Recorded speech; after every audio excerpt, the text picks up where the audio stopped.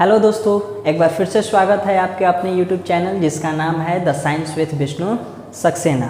आज हम लोग अपना इलेक्ट्रिसिटी चैप्टर का लेक्चर नंबर 6 लेकर आए हैं, जिसमें हम लोग बात करेंगे कॉम्बिनेशन ऑफ रेसिस्टर्स टॉपिक पर। ठीक है, मतलब एक सर्किट में, एक सर्किट डायग्राम में, इलेक्ट्रिक सर्किट में जो रेसिस्टेंस हम लोग इस्तेमाल करते हैं, ठीक है। और आपसे बोला गया था रेसिस्टेंस दो टाइप का होता है, वेरिएबल रेसिस्टेंस को रियोस्टेट बोलते हैं और कांस्टेंट रेसिस्टेंस को हम लोग रेसिस्टर्स बोलते हैं। तो हम लोग को कॉम्बिनेशन में केवल और केवल कांस्टेंट रेसिस्टेंस, फिक्स्ड रेसिस्टेंस लेकर चलना है, यानी 5 ओम, 10 ओम, 3 ओम, 4 ओम, कांस्टेंट वेरिएबल वाला, कांस्टेंट टर्म वाला लेकर चलना है, यानी रेसिस्टर्स के बारे में बात करना है।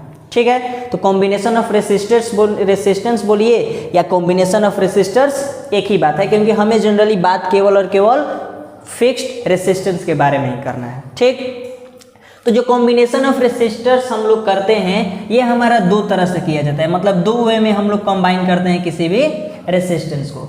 एक को हम लोग बोलते हैं सीरीज कॉम्बिनेशन, यानी एक को हम लोग सीरीज कॉम्बिनेशन में करते हैं और दूसरे को बोलते हैं पैरेलल कॉम्बिनेशन।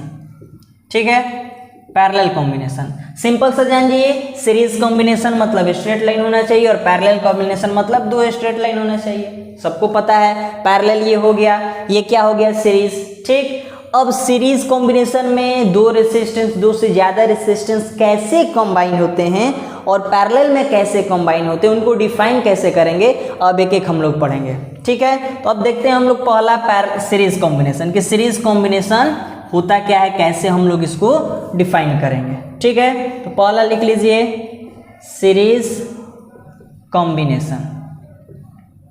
ठीक, तो सीरीज कॉम्बिनेशन में कहा जाता है कि वैसा कॉम्बिनेशन जिसमें दो या दो से ज्यादा रेसिस्टेंस जब अपने इंड टू इंड जुड़े हों, ठीक है, तो उस तरह के रेसिस्टेंस को हम लोग क्या बोलते हैं, सीरीज कॉम्बिनेशन है। यानी यदि मान लीजिए हमारे पास ये दो आपका रेसिस्टेंस है, ठीक है, दो चौक है, दोनों आपका रेसिस्टेंस है, ये R1 हो गया और ये R2 हो गया। तो जब R1 ठीक और R2 दोनों अपने इंड टू इंड जुड़ेंगे ना, तो ये कहलाएगा सीरीज कॉम्बिनेशन। यानी ये R1 का पहला इंड, दूसरा इंड, R2 का पहला इंड और दूसरा इंड, तो इसका ये एक इंड हुआ और इसका ये एक इंड हुआ, दोनों का एक एक इंड, और दोनों जब अपने इंड टू इंड जुड़ेगा ना, तो ये कहलाएगा सीरीज कॉम्बिनेशन। ठीक, ये आ गया दो। अगर तीसरा मान लीजिए आ रहा है आपके पास तीसरा रेसिस्टेंस, ठीक, और ये भी अपने इंड से इसके इंड में जुड़ जाए, तो ये क्या कहलाएगा, ये भी किस में है, सीरीज कॉम्बिनेशन में। यहाँ पर R1, R2, R3 तीन रेसिस्टर्स, तीनों का तीनों किस में है, सीरीज में। कैसे पहचान में आया कि सीरीज में है, क्योंकि पहला का इंड से दूसरा का इंड जुड़ा है, दूसरे के इंड से तीसरा का इंड जुड़ा है, तो जब इंड टू इंड जुड़ेगा तो वो क्या कहलाएगा, आपका सीरीज में है। यानी हम लोग डिफिनेशन में भी वही लिखने वाले हैं कि when two or more than two resistors are joined or connected end to end, then they are said to be in series combination। ठीक है, मतलब जब दो कॉम्बिनेशन करना है तो हमें मिनिमम तो दो रखना होगा ना, कम से कम। तो दो या दो से ज्यादा जब रेसिस्टेंस को हम लोग इंड टू इंड, उनके इंड टू इंड कनेक्ट कराते हैं, तो वो क्या कहलाता है, हमारा सीरीज कॉम्बिनेशन। समझ गए हैं? अब ध्यान से देखिए, मान लीजिए ये आपके पास R1 है, ठीक, ये इसका पहला और दूसरा इंड, ठीक, अब ये आपका R2 है, ये रेसिस्टेंस R2 है।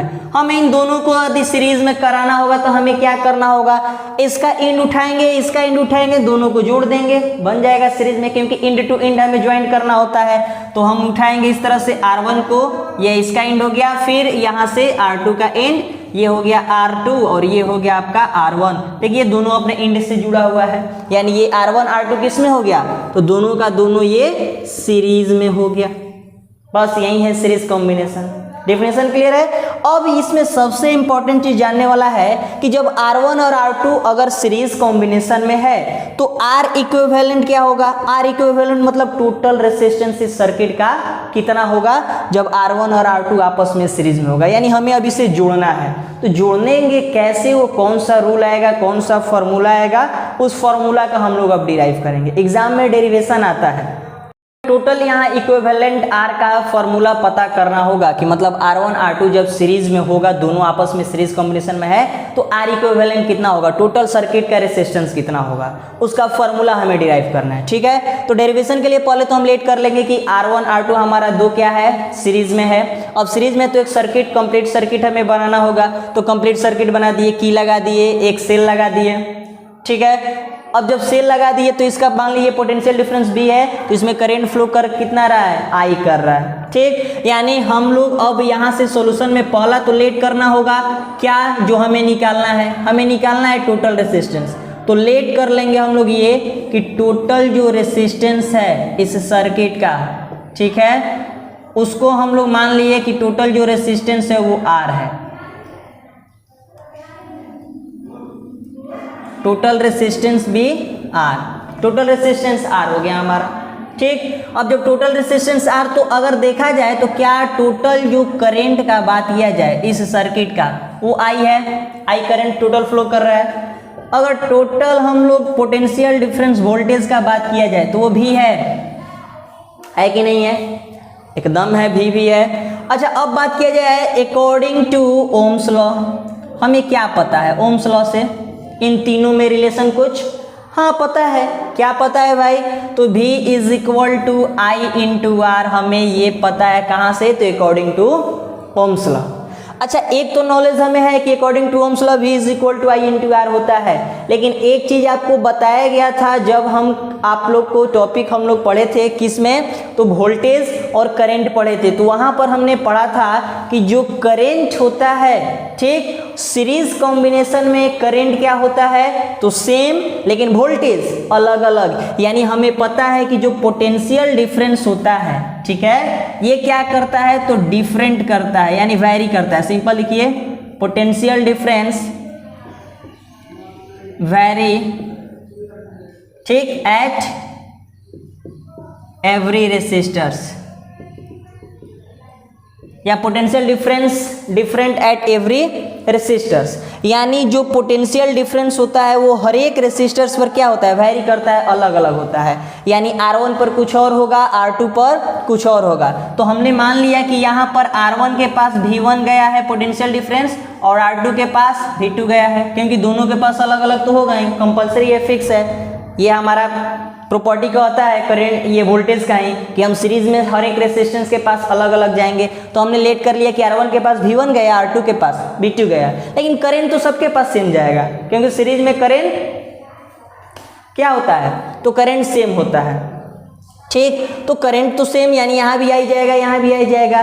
तो अब ध्यान से देखिए, ये जो वोल्टेज बटा है V1 और V2, ठीक, ये जो वोल्टेज बटा है ये तो भी ही न है, ये टोटल वोल्टेज ही है, बस दो भाग में बट गया है, दोनों रेसिस्टर के पास अलग अलग गया है।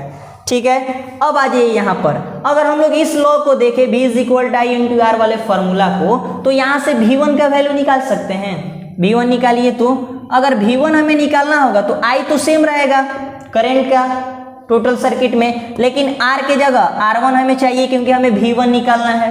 ठीक, तो पहला तो इक्वेशन ये हो जाएगा V1।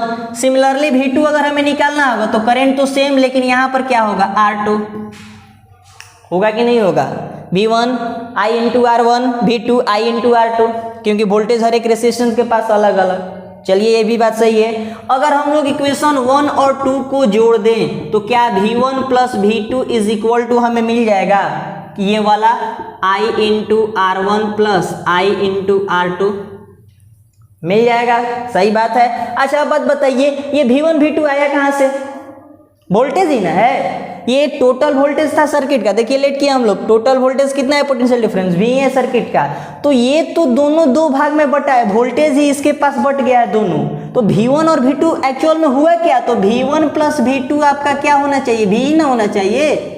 टोटल वोल्टेज तो इतना ही है सर्किट का, ठीक है, यानी ये दोनों मिलकर भी इतना ही बनने वाला है, यानी V1 प्लस V2 की जगह हम लोग क्या लिख सकते हैं, V लिख सकते हैं ना, टोटल वोल्टेज। और यहाँ से I सेम है तो I कॉमन लेंगे तो R1 प्लस R2 हो जाएगा। क्या V का वैल्यू हमें पता है ओम्स लॉ से, V is equal to I into R. क्या यहाँ पर V की जगह I इंटू आर लिख सकते हैं, तो लिख देंगे I into R is equal to I into R1 plus R2।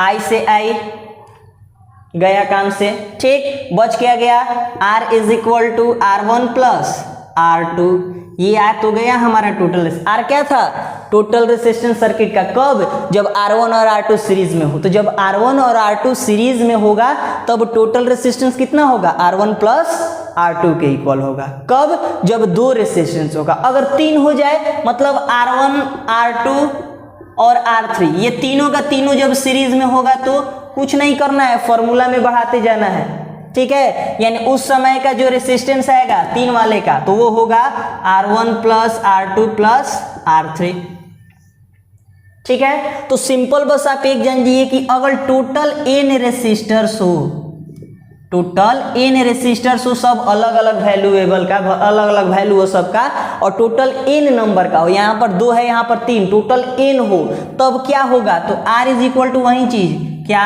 R1 plus R2 plus dot dot dot Rn, ठीक है। तो मेन आपका फॉर्मूला यही हो गया, R is equal to R1 plus R2 plus R3। Total number of resistors का बात किया जाए तो अगर वो n है, ठीक, और सबका वैल्यू यानी सबका जो वैल्यू है वो सेम है, किसके इक्वल, तो R के इक्वल। टोटल n रेसिस्टर्स है, सबका वैल्यू R के इक्वल है तब, और सबका सब सीरीज में है, ठीक, ये किसका भी केस पढ़ रहे हैं हम लोग, सीरीज का, ठीक है ना। टोटल n रेसिस्टर सबका वैल्यू R है और वो सीरीज में कंबाइन है, तब R इक्विवेलेंट का फॉर्मूला क्या कहेगा, तो क्या उस केस में हम लोग ये कहेंगे ना कि अगर सबका वैल्यू R है और टोटल n बार है, यानी R plus R plus dot dot dot n times, ऐसा R हमें कितने बार जोड़ना है, n टाइम्स जोड़ना है। 2 प्लस 3 2 जोड़ना हो 3 बार, 2 जोड़ना हो तो क्या करना होगा, इसका आंसर कितना आएगा, 6 आएगा ना। अच्छा 6 को क्या हम लोग ऐसे बोल सकते थे कि 2 इंटू 3, यानी टोटल कितना था, तो टोटल नंबर 3 था, सबका वैल्यू कितना था 2, तो दोनों को मल्टीप्लाई करेंगे तो आंसर तो उतना ही ना आएगा। बस वही कंसेप्ट यहाँ पर लगाइए ना, टोटल कितना है, n है, ठीक है, टोटल n, तो n से मल्टीप्लाई हमें करना होगा। सबका वैल्यू कितना है, R है, तो R से मल्टीप्लाई करेंगे तो आंसर वही ना आएगा जो आ रहा था 6, ठीक है। यानी हम R इक्विवेलेंट का नया फॉर्मूला क्या आएगा, n इंटू R। ये कब का है, जब टोटल n रेसिस्टेंस होगा और सबका वैल्यू R के इक्वल होगा। यानी अगर बोला जाए कि टोटल n रेसिस्टेंस है, सबका वैल्यू 5 ओम के इक्वल है, सबका वैल्यू 5 ओम के इक्वल है, तो बताइए कि आंसर R इक्विवेलेंट क्या होगा, तो n इंटू 5 हो जाएगा, यानी 5n हो जाएगा, ठीक। अगर आपसे बोल दिया गया कि टोटल एक 3 ओम रेसिस्टेंस है, एक 5 ओम रेसिस्टेंस है, दोनों सीरीज में है, आंसर बताइए टोटल रेसिस्टेंस कितना आएगा, तो R इक्विवेलेंट कहता है क्या कि 3 प्लस 5 को जोड़ दीजिए, R1 प्लस R2 तो कितना हो जाएगा, 8 ओम हो जाएगा, ठीक है। क्वेश्चन का भी टेंशन नहीं लेना है, हम क्वेश्चन प्रैक्टिस करवाएंगे सीरीज और पैरेलल पर। सीरीज कॉम्बिनेशन का क्लियर है यहाँ तक पॉइंट। एक चीज और ध्यान दीजिएगा कि सीरीज कॉम्बिनेशन में जो इक्विवेलेंट रेसिस्टेंस आता है, ठीक है, मतलब सीरीज में जो हमारा R इक्विवेलेंट आता है, इसका वैल्यू हमेशा बड़ा होता है अपने इंडिविजुअल रेसिस्टेंस से, इंडिविजुअल रेसिस्टेंस से।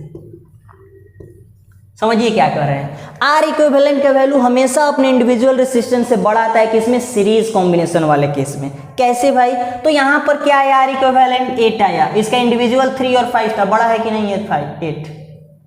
सिंपल ऐड करते हैं हम लोग, सबको जोड़ देते हैं, तो जोड़ में तो सबको पता है कि जो दो चीज को जोड़ेंगे तो जो आंसर आएगा वो तो हमेशा बड़ा होना ही होना है। तो बस वही चीज तो बोला है कि जो टोटल R इक्विवेलेंट आया है वो हमेशा बड़ा होगा अपने इंडिविजुअल रेसिस्टेंस से। दिख भी रहा है 3 है 5 है 8 आंसर आया है, तो ये जो इक्विवेलेंट है ये बड़ा है कि नहीं है, बड़ा है। लेकिन पैरेलल वाला में उल्टा होगा, वहां पर देखेंगे कैसे होगा। जब दो या दो से ज्यादा रेसिस्टेंस को हम लोग दो पॉइंट्स के बीच में कंबाइन कर दें, यानी दो पॉइंट फिक्स कर दें, पॉइंट ए और पॉइंट बी, और इन दोनों पॉइंट के बीच में जितना रेसिस्टेंस लगा सकते हैं ना उतना लगा दे, तो ये सारा का सारा रेसिस्टेंस किस में आ जाएगा? पैरेलल कॉम्बिनेशन में आएगा। इंड टू इंड नहीं, इंड टू इंड सीरीज। इसमें आपको याद रखना है कि दो पॉइंट पहले हम फिक्स करेंगे, ठीक, दो पॉइंट फिक्स, पॉइंट ए और पॉइंट बी, और इन दोनों पॉइंट के बीच में जितना रेसिस्टेंस लगा दे ये सबका सब किस में आ जाएगा?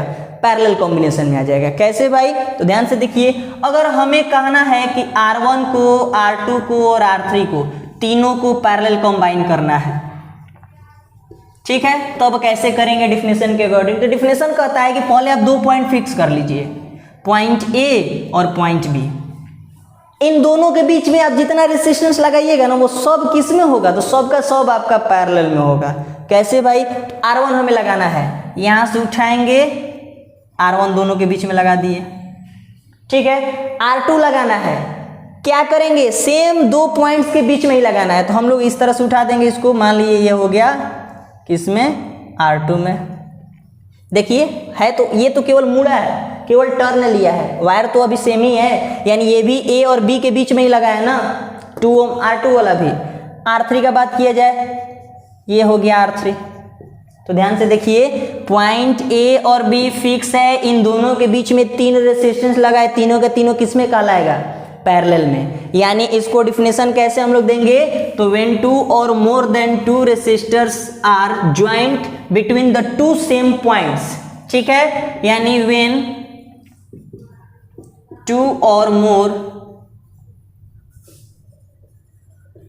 Then two resistors are connected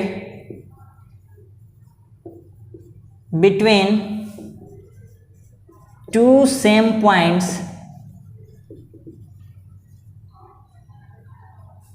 then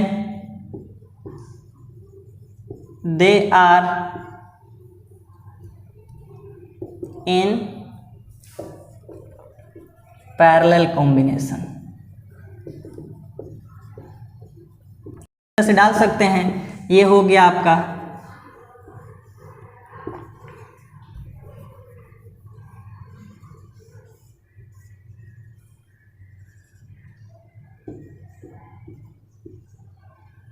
ठीक है। मेन पॉइंट सबका यही है, ये वाला पॉइंट ए और ये पॉइंट बी। ए बी के बीच में R1 है और R2 है, दोनों का दोनों किस में है? आपका पैरेलल में। ठीक, डेफिनेशन क्लियर है, एग्जांपल भी क्लियर है। अब हम लोग फिर से इसका पता करेंगे R इक्विवेलेंट, कि जब दो रेसिस्टेंस पैरेलल हो तब क्या फॉर्मूला होगा, कैसे उसका फॉर्मूला हम लोग फाइंड आउट करेंगे। तो फिर से हम लोग फिगर एक बार ड्रॉ करते हैं पैरेलल वाले के लिए, सर्किट डायग्राम। तो हमने क्या किया कि ये हमने सपोज किया कि ये हमारा सर्किट डायग्राम है, ठीक, ये हो गया आपका प्लस और ये माइनस का, दोनों का दोनों किस में है? पैरेलल ही है। ये R1 हो गया और ये R2 हो गया, ठीक। वोल्टेज भी मान लिए, करंट I जा रहा है, करंट I पास कर रहा है, चलिए पास करा दिए, ठीक। फिर से काम वही है, हम पहले लेट करेंगे कि टोटल इसमें रेसिस्टेंस कितना है भाई। तो टोटल रेसिस्टेंस हमने लेट किया कि R वो है जो हमें निकालना है, ठीक। तो टोटल करंट इसमें कितना दिख रहा है? तो टोटल करंट हमें इसमें भी I दिख रहा है, और टोटल पोटेंशियल डिफरेंस यानी वोल्टेज भी हमें इसमें भी दिख रहा है, ठीक। फिर से वही काम, अकॉर्डिंग टू ओम्स लॉ हम लोग क्या जानते हैं? तो अकॉर्डिंग टू ओम्स लॉ हम लोग यही जानते हैं कि V is equal to I into R। क्या यहाँ से I का वैल्यू निकाल सकते हैं? I का क्यों निकाल रहे हो आगे हम बताएंगे आपको। I का वैल्यू यहाँ से क्या हो सकता है? V by R। चलिए इसको याद रखिएगा हमेशा, V is equal to I is equal to V by R होता है ओम्स लॉ के अकॉर्डिंग, ठीक है। चलिए यहाँ तक तो काम कर लिए। अच्छा, एक नॉलेज आपको और भी है, जब हम लोग करंट पढ़े थे, करंट पैरेलल में क्या होता है भाई? तो करंट पैरेलल में अलग अलग होता है और वोल्टेज सेम होता है। करंट तो अलग अलग होता है ना, तो अलग अलग से काम है, यानी हमें पता है कि करंट क्या करेगा? वेरी करेगा किस में? तो आपका सीरीज कॉम्बिनेशन में। यानी यहाँ पर आप लिख लीजिएगा कि we know that the current is different in the series combination, sorry parallel combination.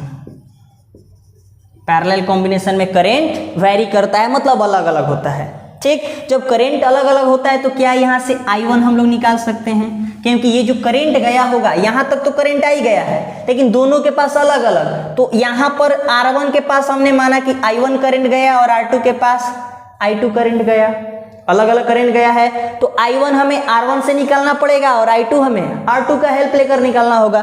तो I1 is equal to, I का तो फॉर्मूला V/R होता है, V तो सबके लिए सेम है क्योंकि सीरीज है कि पैरेलल है और पैरेलल में वोल्टेज सेम होता है, यानी V तो V ही रहेगा। R जो है ये क्या हो गया, अब R1 हो गया। अगर हम लोग I2 का बात करें तो ये V/R2 हो जाएगा, ये इक्वेशन 2 मान लिए, ये इक्वेशन 1 मान लिए। ठीक है, यहाँ तक क्लियर है। अगला फिर से काम वही, हम दोनों को एक बार ऐड करके देख लेते हैं भाई। जब ऐड करेंगे तो हमारा आएगा I1 plus I2 is equal to V/R1 plus V/R2। क्या I1 I2 टोटल करंट ही न है, I1 प्लस I2 सर्किट का टोटल करंट I और I2 में बढ़ गया था, दोनों को जोड़ेंगे तो I ही निकलेगा, यानी इसके जगह I लिख सकते हैं और ऊपर से V कॉमन है तो V कॉमन ले लेंगे तो 1/R1 प्लस 1/R2 हो जाएगा। ठीक है, ये I ध्यान से देखिए, I किसके इक्वल था, V/R, इसीलिए निकाले थे, यानी यहाँ पर V/R लिख सकते हैं ना, V कॉमन है 1/R1 प्लस 1/R2 हो जाएगा, ये V से V कटेगा, यानी 1/R is equal to 1/R1 plus 1/R2। ये आ गया हमारा फॉर्मूला किसका, पैरेलल कॉम्बिनेशन का। लेकिन आ तो गया 1/R is equal to 1/R1 plus 1/R2, लेकिन ये टोटल रेसिस्टेंस R है, हमने किसका निकाला, 1/R, यानी अभी भी जब तक इसको रिवर्स नहीं करेंगे आंसर आने वाला तो है नहीं। पैरेलल का कब आंसर आएगा, जब ये रिवर्स करेंगे, क्योंकि R टोटल इक्विवेलेंट हम लोग लेट किए हैं, 1/R थोड़ी ना लेट किए हैं, 1/R लेट करते तो ये आंसर आ जाता। अब ध्यान दीजिएगा कि जब 1/R फॉर्मूला आपको इसी तरह से यूज करना है, ठीक है, जब इक्विवेलेंट निकालेंगे तो पहले 1/R निकालेंगे और जब इसको टोटल सॉल्व करेंगे तो कुछ ना कुछ आंसर आएगा। हम लोग मान लिए R1 1/R1 और 1/R2 को जब टोटल सॉल्व कीजिएगा, आगे एग्जांपल देकर बताएंगे, तो कुछ ना कुछ वैल्यू आएगा ना, तो मान लिए इन दोनों को जब सॉल्व किए आप तो आ गया आपका x/y, क्या आया आंसर, x/y। तो 1/R is equal to x/y ना आया है, 1/R is equal to x/y। हमें क्या चाहिए, R, तो R इज इक्वल टू क्या होगा, y/x। ये क्या है, रेसिस्टेंस, ओम लगा देंगे, ये होगा आपका आंसर y/x। यानी पहला काम जो फॉर्मूला इस्तेमाल करना होगा, जैसे मान लीजिए आपके पास दिया है 5 ओम और 10 ओम, ठीक, 5 ओम और 10 ओम दोनों पैरेलल है, आप इसको R इक्विवेलेंट निकालिए इसका, तो याद रखिए फॉर्मूला निकालने का वहीं इस्तेमाल करेंगे, 1/R ही करेंगे, टोटल निकालना है तो 1/R, फॉर्मूला यही है, इज इक्वल टू 1/R1। मान लीजिए R1 5 था और R2 10 था, LCM कितना होगा 10। पहले इन दोनों को सॉल्व कर लेंगे कंप्लीट, तब रिवर्स करेंगे। जब कंप्लीट रूप से सॉल्व करेंगे तो 5 2 = 10, 2 और 1 कितना होगा 3/10, यानी यहाँ से आ जाएगा 3/10। तो 1/R इज इक्वल टू आया 3/10, हमें R चाहिए तो R इज इक्वल टू 10/3 ओम, ये होगा हमारा आंसर। तो फॉर्मूला यही इस्तेमाल करना है, ठीक, लेकिन जैसे ही इसका वैल्यू आ जाएगा टोटल लास्ट में जितना सॉल्व करने के बाद, तब उसको हम रिवर्स कर देंगे, हमारा पैरेलल वाला निकल जाएगा। ठीक है, अब एक चीज यहां पर ध्यान दीजिएगा, अगर मान लीजिए केवल 2 रेसिस्टेंस है तो डायरेक्ट अगर फॉर्मूला हमें निकालना हो, क्योंकि एक फॉर्मूला इसका आता है कि अगर आपको 2 रेसिस्टेंस दिया है, कितना, केवल 2 रेसिस्टेंस दिया है और दोनों का दोनों पैरेलल में है, तो डायरेक्ट आप R इक्विवेलेंट का फॉर्मूला लगाते हैं, R1 × R2/R1 + R2। डायरेक्ट इस फॉर्मूला का लगाकर आप R इक्विवेलेंट निकाल लेंगे। अब ये कहां से आ गया, आसमान से उड़कर आया है? नहीं, जो हम लोग प्रूफ किए हैं वहीं से आया है, ध्यान से देखते रहे चलिएगा, कहीं और से ये उड़कर नहीं आया है, वहीं से आया है। R1 R2 2 था ना, हम लोग कैसे बनाते, हम लोग इसी तरह से नहीं बनाते कि 1/R1 is equal to 1/R1 + 1/R2। ये डायरेक्ट फॉर्मूला R इक्विवेलेंट का निकाल दिया। कैसे निकाल दिया भाई, ठीक, देखिए हमने क्या बोला, पहले हम लोग इसको सॉल्व करेंगे, जब तक पूरा सॉल्व हो जाएगा तब रिवर्स करेंगे। तो ये LCM R1 × R2 होगा ना, R1 से R1 कटेगा, क्या R2 बचेगा, R2 से R2 कटेगा, क्या R1 बचेगा, plus R1। 1/R is equal to क्या, R1 + R2/R1 × R2 लिख सकते हैं। अब तो सॉल्व होगा नहीं, और जब सॉल्व नहीं होगा तो रिवर्स कर सकते हैं ना, तो क्या होगा R is equal to R1 into R2 by R1 plus R2 आ गया। ये कहाँ से लेकर आया है? बस यहीं से लेकर आया है। लेकिन ये कब का है? जब केवल 2 रेसिस्टेंस होगा, इसीलिए आपसे बोले कि फॉर्मूला आप इसी का इस्तेमाल कीजिए, ठीक। लेकिन जब 2 होगा तो डायरेक्ट इस पर बैठा कर निकाल सकते हैं, ठीक है। अभी हमने 5 और 10 वाला देखा था, आया था आंसर हमारा 3/10 आया था ना, कि 10/3 आया था,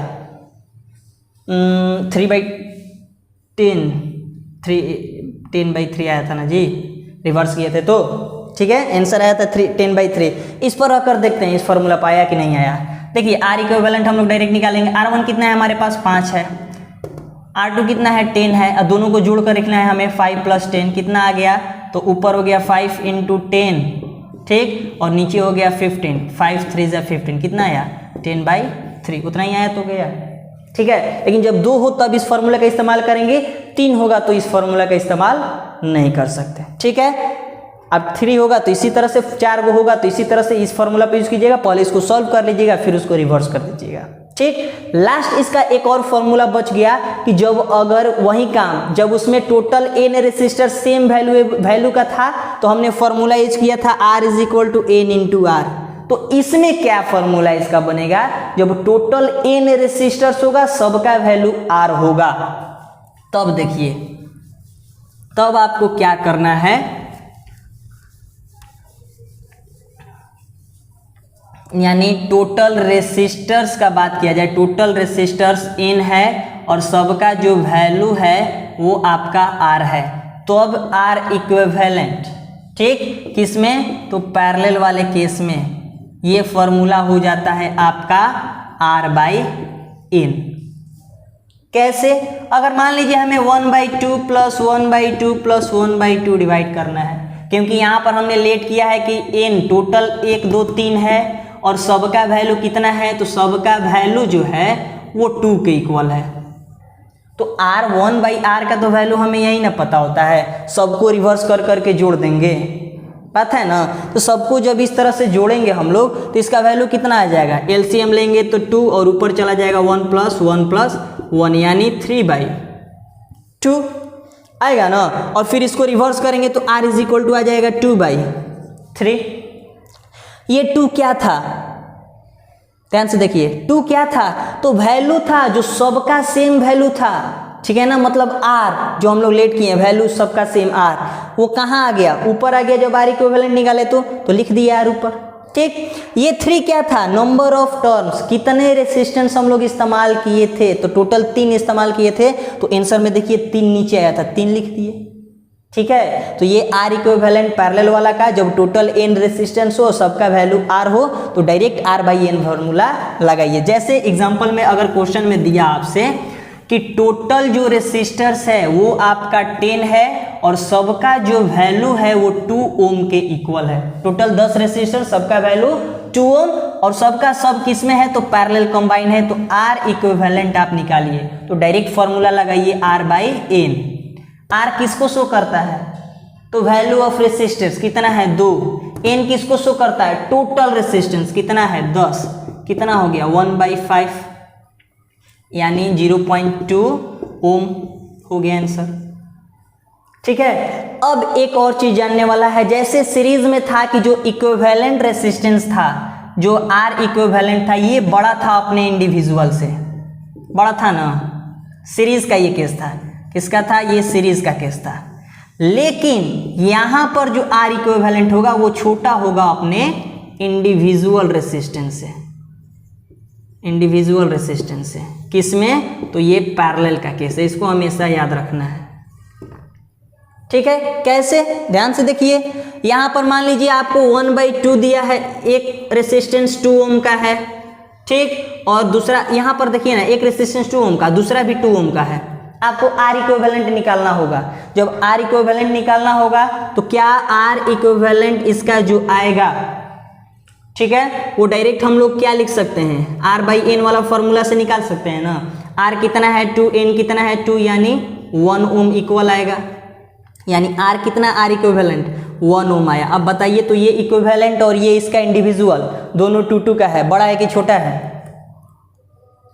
दिख रहा है छोटा है, 1 2 में कौन बड़ा है, 2 बड़ा है, यानी इंडिविजुअल इसमें बड़ा हो जाएगा और जो इक्विवेलेंट होगा छोटा हो जाएगा। तो एग्जाम में आता है कि आपके पास बताएगा नहीं कि कौन किस में कॉम्बाइंड है, बोलेगा कि एक 5 ओम रेसिस्टेंस है और दूसरा 10 ओम रेसिस्टेंस है, आप इसको इस तरह से कंबाइन कीजिए कि इसका मिनिमम वैल्यू आना चाहिए, मिनिमम रेसिस्टेंस आना चाहिए। अच्छा, मिनिमम मतलब सबसे कम, और कम कब आएगा, जब पैरेलल में कंबाइन करेंगे, जब इन दोनों को पैरेलल कंबाइन करेंगे तो इनका इनसे भी छोटा आने वाला है मिनिमम। ठीक, तो जब मिनिमम बोलेगा तो क्या करेंगे, पैरेलली इनको कंबाइन कर देंगे, यानी पैरेलल वाला फॉर्मूला से बनाएंगे। और जब मैक्सिमम पूछता है, कभी कभी पूछेगा कि 5 10 है और मैक्सिमम वैल्यू आप निकालिए, तब आपको क्या करना होगा, उसको सीरीज में कंबाइन करना होगा। तब 5 10 को जोड़ेंगे वहां पर तो आएगा 15 यानी मैक्सिमम। और जब हम लोग इसको क्या करेंगे, 5 10 को किस में जोड़ेंगे, पैरेलल में, तो आएगा कितना 10/3 करके देखिएगा। ठीक है, 10/3, तो ये क्या हो गया, छोटा आ गया, क्योंकि इसका वैल्यू आएगा कितना 3.3333, इसी तरह से ना आएगा। तो 3.33 5 10 से छोटा नहीं है, तो मिनिमम हुआ कि नहीं हुआ, तो मिनिमम में पैरेलली कंबाइन कर देंगे और जब मैक्सिमम पूछेगा तो सीरीज में कंबाइन कर देंगे। ठीक है, तो ये आपका टोटल हो गया कंसेप्ट किस पर, पैरेलल यानी कॉम्बिनेशन ऑफ रेसिस्टर्स में। पैरेलली के लिए कौन सा फॉर्मूला कैसे इस्तेमाल बताइए, मतलब टोटल रेसिस्टेंस ए बी के बीच में, इसका मतलब होता है कि रेसिस्टेंस बताइए ए बी के बीच में। ये इसका वैल्यू दिया है 5 ओम और इसका दिया है आपका 10 ओम। पहले पहचानेंगे कि 5 10 किस में है, सीरीज में है कि आपका पैरेलल में है, पहले ये पहचानेंगे, तब हम फॉर्मूला लगा देंगे जो हम लोग पढ़ चुके हैं। तो ध्यान से देखिए, क्या ये अपने इंड टू इंड जुड़ा है, 5 10 इनका इंड यहाँ होगा, दोनों इंड टू इंड जुड़ा है। ठीक, इसका मतलब क्या होगा, तो ये दोनों का दोनों सीरीज में है। तो आर एस का फॉर्मूला क्या कहता है, R1 + R2 2 के लिए। ठीक, तो R S is equal to 5 + 10 कितना हो गया 15 ओम। पहला क्वेश्चन बन गया। ये पॉइंट ए है और ये पॉइंट बी है, ये आपका 1 ओम का है, ये 7 ओम है और ये 2 ओम है। बताइए जल्दी से, वीडियो पॉज कीजिए और थोड़ा सॉल्व कीजिए। चलिए ध्यान से देखिए, 2 7 1 यहां से स्टार्ट करेंगे। ठीक, तो गया तो सेम ना है, ये दिख रहा है कि लगेगा पैरेलल है, पैरेलल है थोड़ी ना, यहां से केवल टर्न लिया है। ठीक है ना, केवल टर्न लिया है। ठीक, तो पहला तो आप देखकर पहचानिए अगर ट्राई करें तो, नहीं तो सबसे इजी वे है पहचानने का, आप करंट उस सर्किट से पास कर दीजिए, सर्किट से करंट पास कीजिएगा और करंट जब सेम हर एक रेजिस्टेंस पर जाएगा तो सीरीज में, क्योंकि करंट सीरीज में सेम होता है। तो हमने क्या किया, मान लीजिए इन दोनों पॉइंट से एक बैटरी या सेल को जोड़ दिया, प्लस और माइनस से करंट पास करेगा, यहाँ भी करंट आ ही जाएगा, क्योंकि जब 2 पास होगा तब तो ये बटेगा, यहाँ भी करंट आ ही जाएगा, यहाँ भी करंट आ ही जाएगा, यहाँ से मुड़कर करंट अभी आ ही जाएगा, यहाँ भी करंट आई। तो यहाँ का बात किया जाए, 7 का बात किया जाए, 2 का, सबके पास करंट आई मतलब सब सेम, मतलब सीरीज में। तो आर एस का फॉर्मूला फिर से वहीं आपका आने वाला है। ठीक, सबको जोड़ देंगे एक साथ, तो 2 7 1 यानी 7 2 1 कितना हो गया 7 8 9 और एक 10 ओम।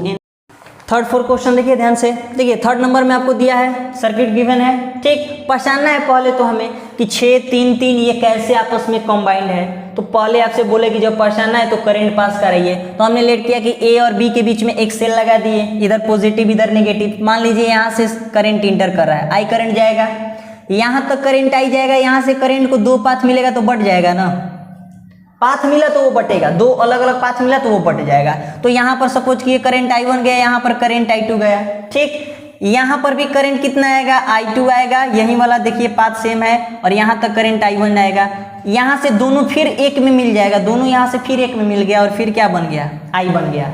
तो करंट I से चला था I बनने तक 3 और 3 के पास, देखिए 3 ओम और 3 ओम के पास, एक के पास करंट I1 गया और एक के पास करंट I2। तो करंट अलग अलग, मतलब ये 3 3 किस में है, पैरेलल कॉम्बिनेशन में है, और 3 3 देखिए पैरेलल में है और 2 है, टोटल रेसिस्टर्स 2 और दोनों का वैल्यू 3 यानी वैल्यू सेम। तो क्या हम लोग इन दोनों को सॉल्यूशन करने के लिए फॉर्मूला R पैरेलल वाला R/N लगा सकते हैं। R वैल्यू होता है 3 है और टोटल कितना है, तो टोटल 2 है, यानी 3/2 ओम आ गया किसका, तो केवल इन दोनों का 3/2 आ गया। चलिए ठीक है, अब 3/2 जब 3 3 ओम को सॉल्व किया हम लोग तो आ गया 3/2। क्या इन दोनों के बदले हम लोग एक रेसिस्टेंस लगा सकते हैं ना? दोनों को सॉल्यूशन किए तो एक नया रेसिस्टेंस आ गया जिसका वैल्यू कितना है 3/2। अब 3/2, अब ध्यान से देखिए तो करंट आई गया तो इसके पास भी अभी करंट कितना जाने वाला है, आई ही जाने वाला है, यानी 6 और 3/2 दोनों के पास अब करंट कैसा, तो दोनों के पास अब करंट जा रहा है सेम, यानी दोनों का दोनों किस में हो गया, सीरीज में। ठीक है, यानी अब आर एस का वैल्यू 6 + 3/2 बोल सकते हैं 2, ये 12 + 3 15/2 ओम आर इक्विवेलेंट, क्योंकि इन दोनों को सॉल्व करेंगे तो एक ही इक्विवेलेंट आएगा जो सर्किट का इक्विवेलेंट होगा, कितना आएगा 15/2 ओम इसका आंसर। फोर्थ नंबर देखिए 10 20 20 10 10 10 30 कैसे कंबाइन है भाई, करंट यहाँ से पास करा रहे हैं, आई गया, यहाँ भी करंट आई गया, यहाँ करंट I1 गया, यहाँ करंट I2 गया, फिर करंट I हो जाएगा, दोनों मिलेगा तो फिर करंट 3 भाग में बढ़ जाएगा। यहाँ पर मान लिए I3 गया, यहाँ पर I4 गया और यहाँ पर I5 गया, फिर तीनों मिल करके यहाँ पर I बन जाएगा, क्योंकि I बटा है, फिर मिलेगा तो I ही न बनने वाला है। तो ध्यान से देखिए इस 20 के पास, इस 20 के पास, दोनों के पास करंट अलग अलग, मतलब ये दोनों किस में है, पैरेलल कॉम्बिनेशन में। तो पहले इन दोनों को सॉल्व करके खत्म कीजिए काम। तो 20 20 को जब सॉल्व कीजिएगा इन दोनों को पैरेलली, ठीक है, तो फिर सेम सेम है तो R/N वाला फॉर्मूला निकालिए R इक्विवेलेंट के लिए, यानी कितना है 20 बाई वैल्यू 20 है और टोटल 2 है यानी 10 ओम। ठीक, यानी इन दोनों के बदले 10 ओम नया रेजिस्टेंस लिख सकते हैं ना, तो लिख ना दीजिए। तो इन दोनों के बदले हम लोग क्या कर सकते हैं, तो इन दोनों के बदले एक रेजिस्टेंस लगा सकते हैं जिसका वैल्यू होना चाहिए 10 ओम। यहाँ पर बात किया जाए तो यहाँ भी करंट I3 I4 I5 यानी तीनों के पास अलग अलग करंट, मतलब ये भी तीनों पैरेलल में है आपस में। तो पहले इन तीनों को भी सॉल्व कर दिया जाए तो टोटल वैल्यू 10 है और टोटल है कितना, तो 3 है। ठीक, क्योंकि पैरेलल है तो यही फॉर्मूला आता है R/N। तो कितना हो गया 10/3, 10/3 आया ना, चलिए 10/3 आया। तो क्या इन तीनों के बदले हम लोग एक फिर से नया रेजिस्टेंस लगा सकते हैं जिसका वैल्यू होना चाहिए कितना, तो जिसका वैल्यू होना चाहिए कितना आया था 10/3 ओम। ठीक, अब आ जाइए, यहाँ करंट I पास कर रहा था, यहाँ भी करंट अभी भी I पास करेगा, क्योंकि कोई नया पाथ तो मिला नहीं, इसको सेम पाथ मिल रहा है। तो 10/3 के पास भी I, 30 के पास भी I, यानी सबका सब क्या सीरीज में है। और सीरीज वाला कहता है कि सबको एक साथ जोड़ दो लाकर, तो लाकर जोड़ दीजिए, 10 को जोड़ देंगे, यहाँ का 10 को जोड़ देंगे, यहाँ 10/3 है, यहाँ 30 है, 1 1 1 एलसीएम हो गया 3, जोड़ दीजिए कितना हो गया 30 + 30 + 10 + 90 90 60 70 14 100 15 16 160 हो जाएगा, 160 भाई कितना हो गया 3। ठीक है, 160/3 ओम ये आपका हो गया। आपका एक ऐसा क्वेश्चन है, ठीक है, जिसमें सारा कंसेप्ट क्लियर हो जाएगा आपका। ठीक है ना, पैरेलल सीरीज सब है, जैसा अभी तक मिला हमें 2 पिछला क्वेश्चन, उसमें भी पैरेलल सीरीज था। इसमें हमें बार बार पैरेलल कॉम्बिनेशन करना होगा, बार बार सीरीज कॉम्बिनेशन होगा। एक बार आप वीडियो पॉज कीजिए और अपने से ट्राई कीजिए इस क्वेश्चन को सॉल्व करने का। ठीक है, फिर हम स्टार्ट करेंगे सॉल्व करना। ठीक है, चलिए स्टार्ट करते हैं हम लोग। ध्यान से देखिएगा, हमें इस सर्किट का करंट निकालना है, रेजिस्टेंस नहीं निकालना है, करंट निकालना है। अरे भाई करंट निकालना होगा तो फॉर्मूला हमारा ओम्स लॉ से आता है V = I × R। करंट निकालना है तो I = V/R हो जाएगा। ठीक है, तो V तो हमारा दिया है कितना 20, चलो V तो मिल गया 20, R कहाँ दिया है भाई, सर्किट का R दिया है, टोटल R चाहिए ना, हमें दिया ही नहीं, यानी R तो हमें निकालना ही पड़ेगा। यानी हमें पहले टोटल R निकालेंगे, R का वैल्यू जैसे ही R रखेंगे अपने आप करंट निकल जाएगा। तो करंट का चिंता नहीं करना है, पहले हमें R का चिंता करना है कि R कैसे निकलेगा। ठीक है, और R निकालने के लिए बस एक ही काम है, हमें पहचानना होगा कि कौन सीरीज में है कौन पैरेलल में है, फिर उसका फॉर्मूला लगाना होगा, आंसर प्राप्त करना होगा। ठीक है, चलिए पहचानना स्टार्ट करते हैं। पहचानने के लिए आपसे पहले ही बोल चुके हैं करंट पास कराइए। ठीक है, और इसमें तो करंट पास कराने के लिए दिया भी है, ये पॉजिटिव ये निगेटिव, करंट पास कराइए ना। करंट मान लीजिए आई गया है, 30 के पास आई जाएगा ना, यहाँ तक ध्यान से देखिएगा, करंट आई गया होगा, ये अब 2 पार्ट में बटा होगा करंट। तो मान लेंगे यहाँ पर I1 गया और इधर कितना करंट गया भाई, तो I2 गया। इस 10 के पास भी करंट कितना गया होगा, I2 गया होगा, यहाँ तक करंट I2 गया होगा, फिर 2 पार्ट में करंट ये बढ़ गया होगा। तो मान लेंगे जो ये I2 है, ये I2 डैश और I2 डबल डैश में बढ़ गया। ठीक, तो ये I2 डबल डैश 10 के पास और इस 10 के पास भी सेम जाएगा, क्योंकि पाथ तो सेम है। यहां पर जो I2 डैश है यहां तक क्या आएगा, I2 डैश ही आएगा। ठीक है, अब जब I2 डैश का बात किया जाए तो I2 डैश फिर दो पार्ट में न बटेगा। अब जब फिर दो पार्ट में बटेगा तो हम लोग मान लेंगे कि यहां पर जेड आ गया करंट। ठीक, करंट जेड आ गया। यहां पर हम लोग मान लेंगे कि वाई करंट आ गया। I2 डैश जैसे ही बटा यहां से दो भाग में, मान लिए कि यहां पर जेड करंट आया, यहां पर वाई करंट आया। चलिए पहचानिए, अब स्टार्ट कीजिए। पहचानना कैसे है भाई, तो ध्यान से देखना। क्या I2 यहां पर आ जाइए, I1 इस 20 के पास I1 गया होगा, एकदम गया होगा। इसके पास I1 ही गया होगा, हाँ गया होगा। I1 इसके पास भी, हाँ गया होगा। यानी ये तीनों किस में है, तो तीनों का तीनों सीरीज में, क्योंकि करंट सेम। तो तीनों के बदले हम लोग नया रेसिस्टेंस लगा सकते हैं तीनों को सीरीज में जोड़कर। तो 20 20 20 यानी RN वाला फॉर्मूला लगाएंगे ना सीरीज वाले के लिए, सबका वैल्यू सेम है। तो 20 और N टोटल कितना है, 1 2 3, तो कितना हो गया 60।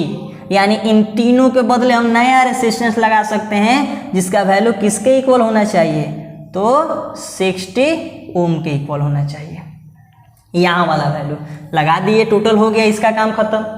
अब आइए यहाँ पर I2 जो डबल डैश था, I2 डबल डैश 10 के पास गया था, क्या इस 10 के पास दूसरा जाएगा, नहीं, I2 डबल डैश ही जाएगा। यानी इन दोनों के पास सेम करंट, यानी ये दोनों सीरीज में, तो इन दोनों को भी जोड़ेंगे। तो इनका जब इक्विवेलेंट आप निकालिएगा तो यही आने वाला है RN वाला फॉर्मूला, यानी 10 × 2 यानी 20 ओम के इक्वल। ठीक, तो इन दोनों के बदले भी हम एक नया रेसिस्टेंस लगा सकते हैं जिसका वैल्यू किसके इक्वल होगा, तो 20 ओम के इक्वल होगा। चलिए आगे बढ़ते हैं, यहाँ पर आ जाइए। यहाँ पर आते हैं हम लोग, तो यहाँ पर यदि हम लोग आते हैं तो इस 20 ओम और इस 20 ओम के पास, ध्यान से देखिए, 20 ओम के पास, एक के पास करंट जेड और एक के पास वाई, करंट अलग अलग, मतलब ये दोनों का दोनों पैरेलल में, और पैरेलल का फिर इन दोनों को सॉल्व कीजिए, पैरेलल का इक्विवेलेंट निकालिए। तो वो क्या R/N वाले पर बैठेगा, क्योंकि वैल्यू तो सेम ही है ना 20 तो कितना है टोटल 20, और टोटल कितना है, तो टोटल है आपके पास 2, यानी 10 ओम आएगा। यानी इन दोनों के बदले हम लोग एक रेसिस्टेंस लगा सकते हैं जिसका वैल्यू किसके इक्वल होना चाहिए, तो हमारा 10 ओम के इक्वल होना चाहिए। 10 ओम, दोनों के बदले एक। अच्छा अब बात बताइए, यहाँ पर देखिए, तो जो करंट I2 डैश जा रहा था, इस 10 के पास भी I2 डैश गया था। ये दो जो पार्ट था इस पार्ट में बटा हुआ था, लेकिन दोनों तो मिलकर एक बन गया। तो अब इस 10 के पास कितना जाएगा, ये I2 डैश ही न जाएगा। तो इस 10 के पास भी I2 डैश और इस 10 के पास भी I2 डैश, यानी ये दोनों मिल करके क्या बना देगा, सीरीज में, जिसका कितना होना चाहिए 20 ओम। 10 10 20 ही न होगा, 20 ओम। ये जो I2 करंट था इसके पास I2 बटा था ना, यहाँ से I2 डैश था, यहाँ से करंट जो I2 बटा था, तो हमने देखा था कि यहाँ पर I2 डैश गया था और यहाँ पर I2 डबल डैश गया था। ठीक है, तो ध्यान से देखिए, इस 20 के पास अभी भी करंट अलग अलग जा रहा है यहाँ से बटने के बाद, हाँ जा रहा है। तो 20 20 किस में हो गया, पैरेलल में। इन दोनों को जब सॉल्व कीजिएगा तो R/N वाले फॉर्मूला पर बैठेगा, फिर 20/2, यानी फिर कितना आंसर आएगा, 10 ही आने वाला है। यानी इन दोनों के बदले हम लोग, इन दोनों के बदले, ध्यान से देखिए, इन दोनों रेसिस्टर्स के बदले एक नया रेसिस्टेंस लगा सकते हैं जिसका वैल्यू किसके इक्वल होना चाहिए, तो 10 ओम के इक्वल। तो लगा दिए, जिसका वैल्यू होगा 10 ओम के इक्वल। करंट I2 यहाँ से I बटा था, तो यहाँ पर I1 जा रहा था और इधर I2 जा रहा था। तो ये I2 गया 10 के पास, यहाँ तक I2 गया, अभी भी इसके पास कितना आएगा, अब तो कोई पाथ है नहीं कि बटेगा, I2 इसके पास भी चला जाएगा। दोनों के पास सेम करंट, यानी दोनों सीरीज में, और 10 + 10 होगा तो कितना हो जाएगा भाई, 20 हो जाएगा। यानी दोनों के बदले हम लोग एक नया रेसिस्टेंस जिसका वैल्यू होना चाहिए 20 ओम। ठीक है, 20 I1 I2 में बटा, दोनों के पास अलग अलग करंट, मतलब दोनों का दोनों पैरेलल में। तो पैरेलल में तो सेम वैल्यू है नहीं, एक 20 एक 60 है, तो हम फॉर्मूला लगा देंगे दो के लिए, कौन सा, R1 × R2/R1 + R2, ये हमारा R पैरेलल का केस है। तो R1 कितना है 20, तो 20, R2 कितना है 60, R1 कितना है 20 + 60 कितना हो गया, इसको छोड़ देंगे, कटाना होगा, ये कितना होगा 60 70 80, एक से एक कटेगा, ये 10 और ये 4, सही है ना, हाँ 2 और ये कितना हो गया 3 और 2 से ये 5, यानी 15। ठीक, यानी इन दोनों के बदले कितना आंसर आ गया, पंक्ति आई 15 ओम। ठीक, यानी हम फिर से इन दोनों के बदले एक रेसिस्टेंस लगा सकते हैं जिसका वैल्यू होना चाहिए किसके इक्वल, तो 15 ओम के इक्वल। यहाँ से करंट आई गया, अभी भी करंट इसके पास आई जाएगा, दोनों को दोनों सेम करंट, मतलब दोनों का दोनों सीरीज में, तो 30 और 15 जोड़ेंगे तो कितना हो जाएगा, 45 ओम। यानी इन दोनों के बदले एक नया रेसिस्टेंस जिसका वैल्यू होना चाहिए किसके इक्वल, तो 45 ओम के इक्वल। ठीक, तो टोटल तो रेसिस्टेंस हम निकाल लिए, टोटल रेसिस्टेंस मतलब एक रेसिस्टेंस, तो सर्किट का टोटल रेसिस्टेंस 45 ओम, टोटल वोल्टेज 20 ओम, तो आई का फॉर्मूला क्या था, V बाई आर। भी कितना था, तो V बोल रहा था 20, आर कितना निकाल लिए आप, 45। आ गया आंसर, कटाना होगा, कटाइएगा, कितना हो गया आपका, ये हो गया 10 और ये हो गया 9, 4 ना, यानी 4/9 एम्पियर आंसर। कभी भी करंट को डेसिमल में हम लोग नहीं, फ्रैक्शन में नहीं रखते, डेसिमल में रखते हैं। आप इसको सॉल्व करके डेसिमल में चेंज कर दीजिएगा, कितना आएगा 94, 0 रखेंगे तो 0.36, 404444, यानी 0.44 एम्पियर आएगा आंसर इसका। क्लियर है, तो ये आपका कंप्लीट हो गया कॉम्बिनेशन ऑफ रेसिस्टर का सॉल्व होगा। अच्छा क्वेश्चन आपके जो पहले ही हम अपलोड वीडियो कर दिए जिसमें न्यूमेरिकल में था, जैसे 32 से 55 क्वेश्चंस आपका अपलोडेड है वीडियो उसका, न्यूमेरिकल्स का, उसमें आप देखिएगा वीडियो, जो नहीं देखे हैं उसमें आपको इस पर बेस्ट क्वेश्चन मिलेगा सर्किट का। अच्छा क्वेश्चन है, ट्रायंगल के फॉर्म में है, मतलब अच्छा क्वेश्चन है सर्किट से, डायग्राम से, वो आप सॉल्व कीजिएगा। और अगले लेक्चर में हम लोग बात करेंगे, जो कि इट में भी आपका लास्ट लेक्चर हो इलेक्ट्रिसिटी चैप्टर का, और नहीं तो उसको 2 बना दीजिए, जिसमें 2 टॉपिक हमारा बच गया, एक पावर और दूसरा हम लोग का बच गया heating effect of electric current और एनर्जी। ठीक, तो मतलब और 2 लेक्चर आपका इस पर बनेगा इलेक्ट्रिसिटी चैप्टर पर। ठीक है, तब तक के लिए बहुत बहुत धन्यवाद।